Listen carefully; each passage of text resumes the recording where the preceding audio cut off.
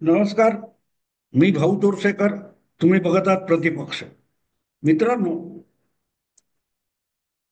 गेल्या जवळजवळ 4-5 वर्षामध्ये म्हणजे उद्धव ठाकरे यांनी विधानसभा 2019च्या निवडणुका संपल्यानंतर जी पलटी मारली आणि मतदाराच्या इच्छा पायदळी तोडून आपली मुख्यमंत्री होण्याची महत्वाकांक्षा पार पाडण्यासाठी जे काय महाराष्ट्राचं राजकारण विस्कटून टाकलं, तेव्हापासून मनातला चोर त्यांना थांबवत नाही. आणि म्हणून आपण चोर नाहीये सांगण्यासाठी ते उठता बसता भारतीय जनता पक्ष किंवा विद्यमान मुख्यमंत्री देवेंद्र फडणवीस यांच्या नावाने बोट मोडत असतात आणि कुठलं ना कुठलं कारण शोधून टोमणेबाजी करत असतात.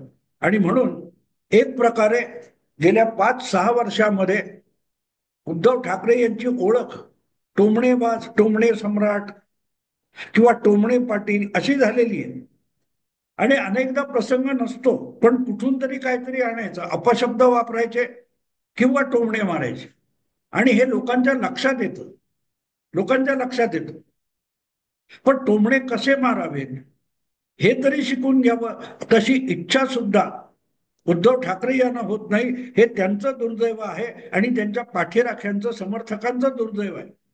आणि त्यामुळे असे जे टोमणे उद्धव ठाकरे मारतात, त्यातून त्यांचीच अधिकाधिक बदनामी झालेली आपल्याला बघायला मिळते. ते दिवसेदिवस हास्यास्पद ठरत गेले. आणि म्हणून मला अशा वेळेला वाटतं की कदाचित जमेल तेवढं त्यांनी टोमणे कसे मारावेत ह्याच्यासाठी तरी कोणाचा तरी सल्ला घ्यावा. आणि असं कोणाच्याकडे सल्ला घ्यायची लाज वाटत असेल तर मग देवेंद्र फडणवीस किंवा नरेंद्र मोदी अशा लोकांकडून सुद्धा टोमणे कसे मारावेत हे शिकायला हरकत नाही.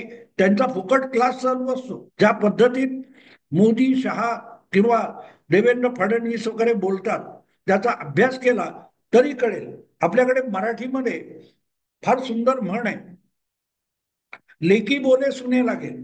याचा अर्थ काय? तर घरी नवी आलेली सून आहे किंवा 2-3 वर्ष झालेली सून आहे, तिला सासू आपल्या मनाविरुद्ध वागला असं वाटलं की टोचून टोचून बोलायचं असतं, पण त्या सभ्यपणाचं होणार नाही.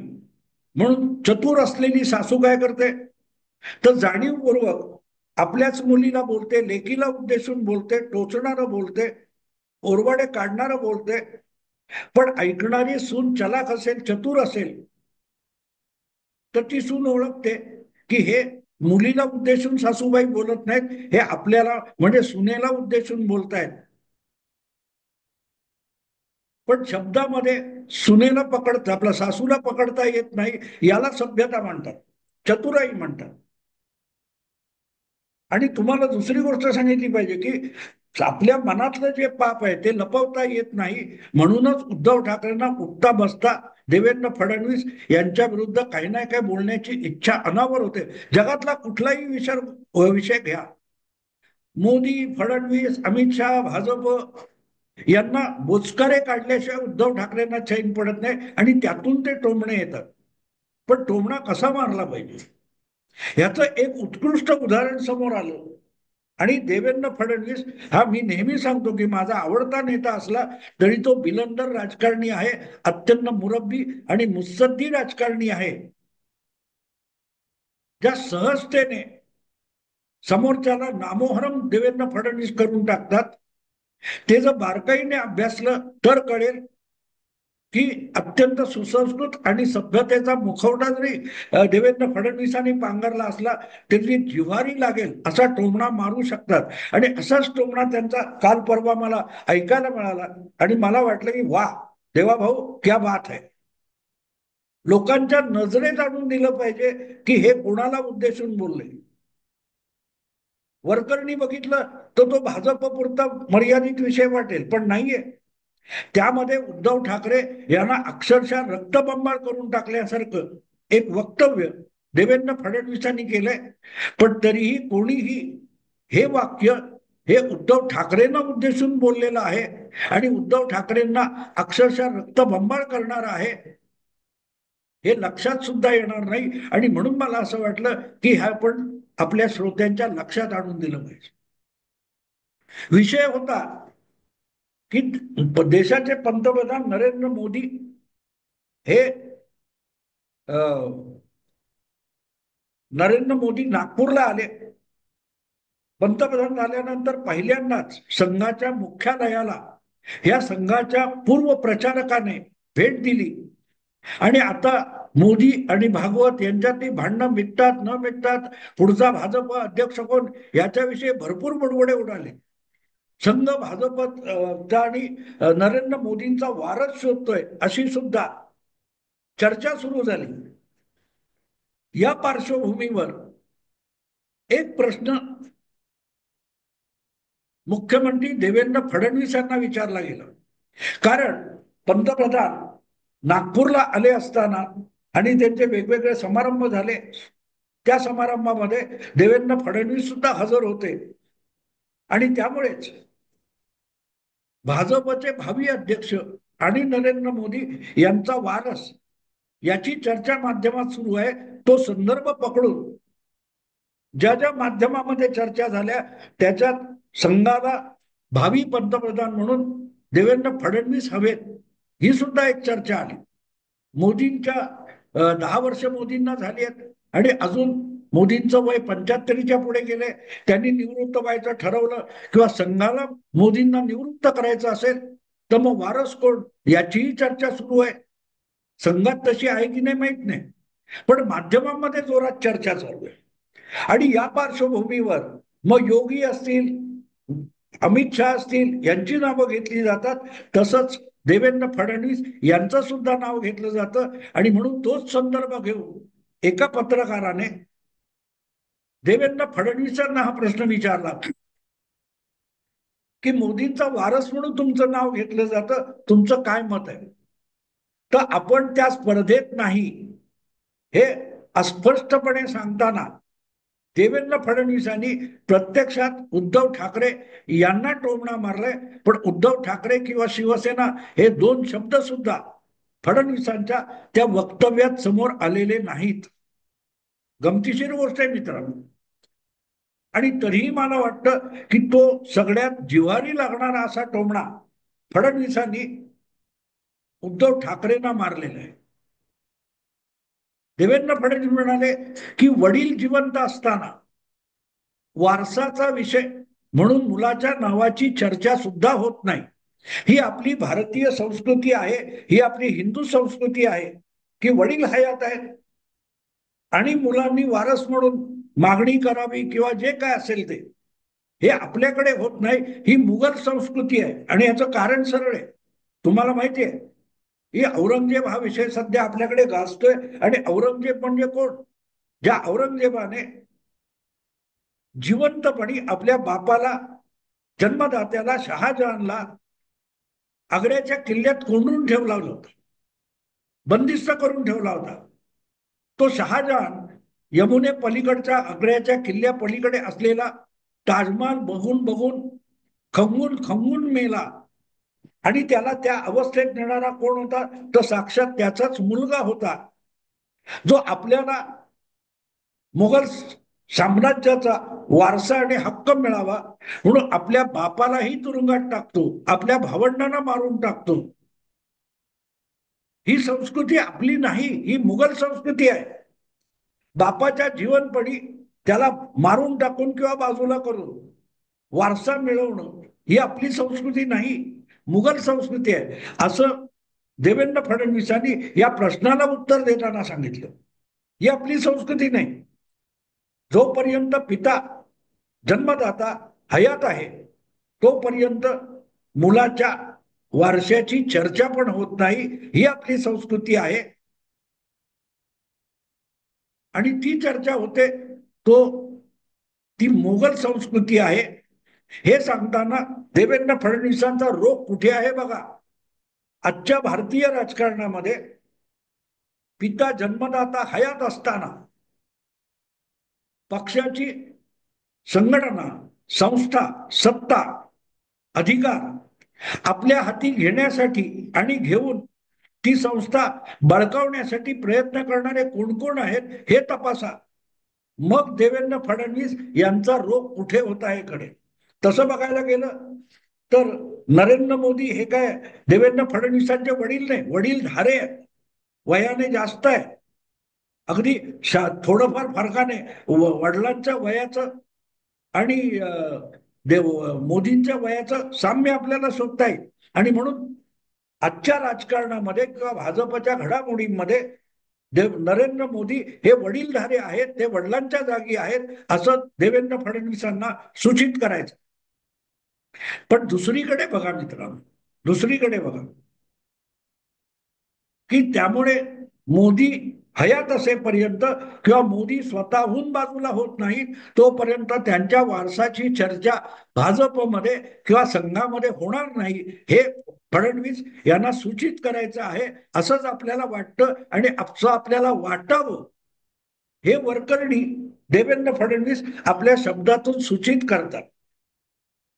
पण हे भाजपत चालतं, हे संघात चालतं. वारस हा त्यांच्या हयातीमध्ये शोधला जात नाही किंवा माथी मारला जात नाही. जोपर्यंत वडीलधारा आहे तोपर्यंत बाकीच्यांनी त्याच्या छायेमध्ये आणि मार्गदर्शनाखाली काम करावं ही आमची संस्कृती आहे असं फडणवीस सांगतात. तेव्हा असं न करणारे ते मोगल असतात असं म्हणतात. आणि मग असं आजच्या राजकारणात कोण करतोय. औरंगजेबावर जी आगपाखड केली जाते त्यासारखं औरंगजेबासारखं वर्तन आजच्या राजकारणात किंवा सत्तेच्या राजकारणात पक्षाच्या राजकारणात कोण करतोय हे बघायला गेलं की तुमच्या लक्षात येतं की हे गेल्या 10-20 वर्षामध्ये उद्धव ठाकरे यांच्याकडून झालेलं आहे. साधारणतः 1999च्या निवडणुकीनंतर हळूहळू बाळासाहेब हे जवळजवळ व्यवहारी राजकारणातून बाजूला झाले होते, शिवसेनेच्या निर्णायक प्रक्रियेपासून बाजूला झालेले होते, जवळजवळ बाजूला झालेले होते. 97-98 मध्ये शिवसेनेचा कार्याध्यक्ष म्हणून उद्धव ठाकरे यांनी आपला अधिकार सिद्ध करून घेतला. त्यासाठी राज ठाकरेंनाच आपलं नाव सुचवायला लागलं. आता राज ठाकरे म्हणतात ती माझी सगळ्यात मोठी चूक होती. पण ते करत करत आपल्या पित्याने म्हणजे बाळासाहेबांनी जे अत्यंत विश्वासू सवंगडी गोळा केले होते, पुढच्या पिढीतले दुसऱ्या तिसऱ्या पिढीतले जे नेतृत्व उभं केलेलं होतं, नेते म्हणून कार्यकर्ते म्हणून खंबीर असे उभे केलेले होते, त्या सगळ्यांना उद्धव ठाकरे खड्यासारखे बाजूला करत गेले. एक एक करून एक एक करून बाजूला करत गेले. आणि बाळासाहेब जिवंत असताना सुद्धा शिवसेनेतले सगळे निर्णय ज्या प्रकारे उद्धव ठाकरे घ्यायला लागले त्यातूनच राज ठाकरे, नारायण राणे यासारखे एक एक लोकांना पक्ष सोडून बाजूला व्हावं लागलं. त्याची फार मोठी यादी सांगता येईल, एकनाथ शिंदे काल परवाचे. पण बाळासाहेबांच्या हयातीमध्ये शिवसेनेवर कब्जा मिळवून आपल्याला पाहिजे तसे फेरबदल शिवसेनेत घडवायला उद्धव ठाकरे यांनी सुरुवात केली होती. आणि त्यामध्ये बाळासाहेब पण त्यांना रोखू शकत नव्हते, इतकं वयोवृद्ध झालेले होते पण हयात होते. त्यांच्या मार्गदर्शनाखाली काम करतो, त्यांचा आपल्या सगळ्या कृतीला आक्षेप नाही हे चित्र उद्धव ठाकरे यांनी निर्माण केलं होतं. पण शिवसेना प्रॅक्टिकली उद्धव ठाकरे चालवायला लागले होते आणि हळूहळू करत उद्धव ठाकरेंचे सुपुत्र सुद्धा ढवळाढवळ करायला लागले होते. आणि त्यामुळेच नारायण राणे किंवा राज ठाकरे यासारख्या बाळासाहेबांच्या खंद्या पुरस्कर्त्यांना, समर्थकांना शिवसेनेतून बाहेर जावं लागलं. किंबहुना त्यांना बाहेर जायची पाळीच उद्धव ठाकरे यांनी आणली हे लपून राहिलेलं नाही. राज ठाकरे असोत किंवा नारायण राणे असोत, या दोघांनी ते वारंवार सूचित केलेलं आहे, सांगितलेलं आहे. आणि त्यांना शिवसेनेतून बाहेर गेले तर नुकसान होईल हे बाळासाहेबांनाही कळत होतं. पण बाळासाहेब त्यांना थोपवू शकले नाहीत, थोपवू शकले नाही. अत्यंत निकटवर्ती आतल्या गोटातली लोक पण सांगतात की बाळासाहेबांना ही दोन माणसं गेलेली अजिबात आवडली नव्हती. पण तरीही उद्धव ठाकरेंसमोर बाळासाहेबांचं काही चालत नव्हतं. इथे तुम्हाला कळेल की मोगल संस्कृती असं देवेंद्र फडणवीस कोणाला म्हणतायत, कोणाला म्हणतायत. बाळासाहेबांना अक्षरशः गुंडाळून ठेवत उद्धव ठाकरे यांनी मुलगा म्हणून वारस होताना सगळी शिवसेना आणि शिवसेनेचे अधिकार हे बळकावले. याला मोगल संस्कृती म्हणतात. हे देवेंद्र फडणवीसांना सूचित करायचे. औरंगजेबाच्या वर्तनाशी आणि इतिहासाची तुलना करायची असेल तर बाळासाहेब आणि उद्धव ठाकरे यांच्यात जो काय तो सत्तांतर झालेला आहे, हस्तांतर झालेलं आहे शिवसेनेचं, हा जो सगळा प्रक्रियेचा भाग आहे, तो जर तुम्ही बघितलात तर उद्धव ठाकरे एक प्रकारे तुमच्या औरंगजेबासारखं वागले. औरंगजेब जसं शहाजहानाशी वागला. आजही अनेक शिवसेनेचे माजी नेते वगैरे सांगतात, काय ते संजय शिरसाट पासून राज ठाकरे पासून तुमच्या नारायण राणेपर्यंत अनेक जण सांगतात की हयात असताना बाळासाहेबांना उद्धव ठाकरेंनी खूप त्रास दिला. उद्धव ठाकरे त्यांच्या पत्नी किंवा जे कुटुंबीय आहेत त्यांनी बाळासाहेबांना सन्मानपूर्वक वागवलं नाही हे सांगतात.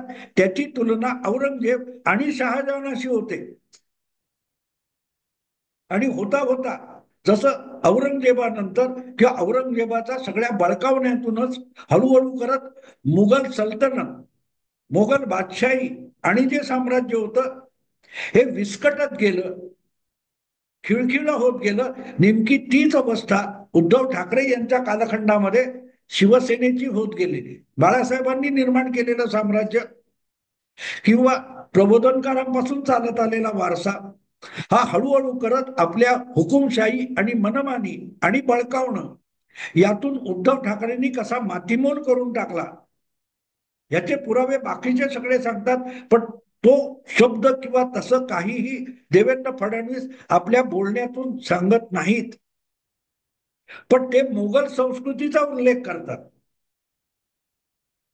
आणि मोगल संस्कृती, औरंगजेबाची संस्कृती ही उद्धव ठाकरे व्यवहारी अंमलात आणत आहेत असंही सूचित करतात. अर्थात हे सगळं समजून घेण्यासाठी तुमच्याकडे राजकीय दृष्टिकोन पाहिजे, भूमिका पाहिजे, राजकारणाची घडामोडींची समज आणि माहिती असावी लागते, त्यांची एकमेकाशी जुळणी करण्याची बुद्धी असायला पाहिजे. मग लक्षात येईल की देवेंद्र फडणवीस ते म्हणतात ना आपल्याकडे, सुज्ञास अधिक सांगणे न लगे, शहाण्यांना शब्दाचा मार. तर सांगायचा मुद्दा असा की इथे प्रत्यक्ष बाळासाहेब, उद्धव ठाकरे या सगळ्याचा उल्लेख न करता देवेंद्र फडणवीसांनी ज्या सहजपणे भाजपमधल्या पंतप्रधान पदाच्या वारसाबद्दलचा विषय आहे तो कसा उद्धव ठाकरे आणि शिवसेनेतल्या घडामोडींकडे फिरवला हे समजून घेणं गरजेचं आहे. एकदा तो समजून घेतलात की तुम्हाला कळेल की देवेंद्र फडणवीस हे अतिशय बोचकारे काढणारं बोलू शकतात. आणि बोचकारे काढले तरी रक्तबंबाळ झाल्यावर तुम्ही तक्रार करू शकत नाही की यांनी मला बोचकारलं. रोज उठून उद्धव ठाकरे जी मुक्ताफळं उधळत असतात, फडतूस, टरबूज, काय काय बोलतात, असा कुठलाही वावगा किंवा अपशब्द ठरेल असा शब्द देवेंद्र फडणवीसांनी उद्धव ठाकरे, आदित्य ठाकरे इत्यादिकांसाठी कधी वापरलेला नाही. पण वेळ येते तेव्हा ते बोलतात.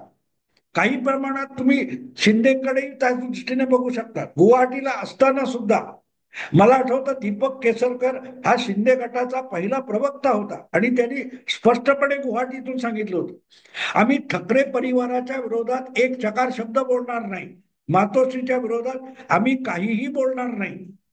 पण सततच्या टोमणेबाजीतून उद्धव ठाकरे जे बोचकारे काढत गेले त्यावर हळूहळू करत शिंदे गटाच्या एक एक नेत्याला, मग ते रामदास कदम असतील, संजय शिरसाट असतील, काय ते सामंत असतील, उदय सामंत असतील, खुद्द शिंदे असतील, ह्या एकेकाला शेवटी उलटून मातोश्रीच्या विरोधात किंवा उद्धव ठाकरेंच्या विरोधात, उद्धव ठाकरेंच्या परिवाराच्या विरोधात बोलायची वेळ आली किंवा उद्धव ठाकरेंनी ते आणली. कारण टोमणा कसा मारावा हेच उद्धव ठाकरेंना अजून माहिती नाही. आणि आता सुद्धा बघा ज्या पद्धतीत परवा देवेंद्र फडणवीसांनी, काल परवा जे काय मोदींच्या वारसाच्या विषयावर प्रश्न विचारल्यानंतर जे उत्तर दिलेलं आहे ते उद्धव ठाकरे यांच्या सगळ्या आजवरच्या गेल्या 15-20 वर्षातल्या राजकारणाला अक्षरशः रक्तबंबाळ करून टाकणारा टोमणा आहे. भयंकर बोललेले देवेंद्र पण ते पत्रकारांच्याही लक्षात आलेलं नाही. समझने वालों को इशारा काफी होता है या स्वरूपात जो माणूस बोलतो तो विलंदर असतो. मला असं वाटतं की देवेंद्र फडणवीस भारतीय संस्कृती आणि मुघल संस्कृती असं एक जो परिमाण घेऊन बोलले ते शरद पवारांना कळलं असेल, एकनाथ शिंदेना कळलं असेल, अजित दादांना सुद्धा कळलं असेल, पण उद्धव ठाकरेंना बिलकुल कळणार नाही. आणि त्यामुळे त्यांचे प्रवक्ते संजय राऊत सुद्धा या विषयात चकार शब्द बोलणार नाही, कारण त्यांना त्यातलं काही कळलेलंच नाही. त्यांना त्यातलं काही कळलेलं नाही आणि जे कळलेलंच नाही त्याच्यावर ते बोलून बोलून बोलणार काय. असो, मुद्दा इतकाच आहे की देवा भाऊ मला फार आवडला हा टोमणा. याला म्हणतात टोमणा की संपूर्ण बेअब्रू करून टाकायची आणि ज्यांना समजेल त्यांना समजेल, सगळ्या जगाला निर्बोधांना समजण्याची गरजच नाही. या भूमिकेतून जेव्हा एखादा नेता इतकं साळसूदपणे उद्धव ठाकरेंचा अपमान करतो तेव्हा मग देवेंद्र फडणवीसांना सलाम करावासा वाटतो. क्या बात है देव. ज्यांना देवा भाऊंच्या विरुद्ध, देवेंद्र फडणवीसांच्या विरुद्ध राजकारण करायचं असेल, डावपेच खेळायचे असतील, त्यांनी आधी देवेंद्र फडणवीस समजून घेण्याची प्रक्रिया केली पाहिजे. त्यांचे शब्द, त्यांची शब्दरचना, त्यांची वाक्यरचना आणि त्यांचे संदर्भ जोडण्याची जी कला आहे ती समजून घेतला तर देवेंद्र फडणवीस यांचं राजकारण समजू शकेल आणि मग त्या राजकारणाला काटछळ देत आहे. पण देवा भाऊ क्या बात आहे, मानलं तुम्हाला. मित्रांनो, आता इथेच थांबतो. आवडलं लाईक करा, शेअर करा आणि प्रतिपक्षाला सबस्क्राईब करा.